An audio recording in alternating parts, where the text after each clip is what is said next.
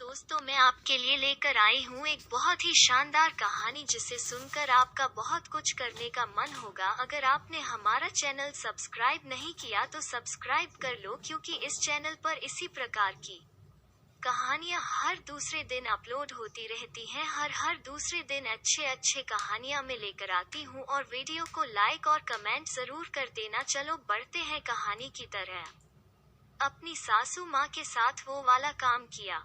तो दोस्तों, मैं आपको बता दूं, मेरी सासू माँ है ना, जो कि एक बहुत ही खूबसूरत औरत है। मेरी सासू माँ की उम्र 40 साल है। दोस्तों, बात उस टाइम की है जब मैं मेरे ससुराल गया हुआ था। रात के समय मेरे ससुराल में मेरी सासू माँ और मेरे ससुर जी 2 जने हैं। रात को मैं खाना खाने के बाद रूम में अकेला सो रहा था। रात के करीबन 10 बजे के बाद मेरी सासू माँ मेरे पास आकर बैठ गई। तो मेरी सासू माँ मेरे पास बैठकर बात कर रही थी, इधर उधर की बात कर रही थी, इधर उधर की। तो मेरी सासू माँ मुझे कहने लगी कि और जमाई जी सुनाइए, मेरी बेटी आपको खुश रखती है या नहीं। तो मैं कहने लगा, मम्मी जी आपकी बेटी तो मेरे को बहुत खुश रखती है, लेकिन आप जो हो मुझे इतने उदास उदास क्यों लग रहे हो। तो मम्मी जी कहने लगी कि क्या बताएं, आपके ससुर जी है ना, वो हमें टाइम ही नहीं दे पाते, मेरी तरफ देखते तक नहीं। 2-4 महीने से एक बार मेरे पास आते हैं। तो मैं कहने लगा,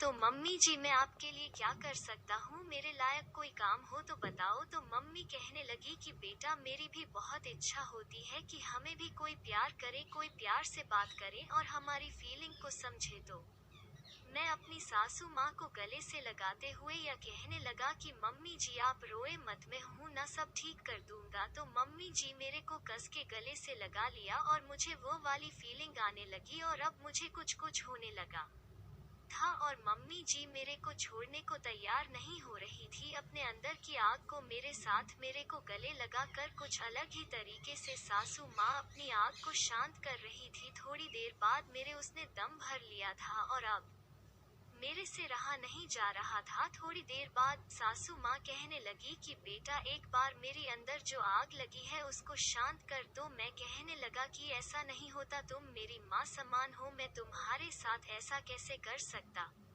तू सोचो थोड़ा बहुत। तो फिर सासू माँ ने अपना हाथ मेरे वहाँ पर रख दिया और मुझे कहने लगी कि प्लीज मेरी फीलिंग को समझो, मेरे अंदर बहुत आग है, उसको काफी दिन हो गए लगे हुए, तो प्लीज उसको शांत कर दो, प्लीज मेरी आग बुझा दो। और मेरे इधर उधर हाथ टच करने लगे मेरी सासू माँ। फिर मेरे से भी रहा नहीं जा रहा और मैंने सोचा क्यों ना इनकी आग को शांत कर दिया जाए और मैं उनको अपनी गोद में उठाकर बेडरूम में ले गया। फिर सासू माँ ने आगे की प्रोसेसिंग अपने हाथों से की और मुझे बहुत अच्छा लग रहा था। यह सब करते हुए एक बार करने के बाद मेरी सासू माँ काफी शांत हो चुकी थी और उनके अंदर लगी आग काफी शांत हो चुकी थी। मैंने पहला राउंड 30 मिनट का लिया। फिर मैं थोड़ी देर सोने के बाद वापस उठकर 2 बार और किया। इस प्रकार से मेरी सासू माँ को बहुत ही शांति मिली।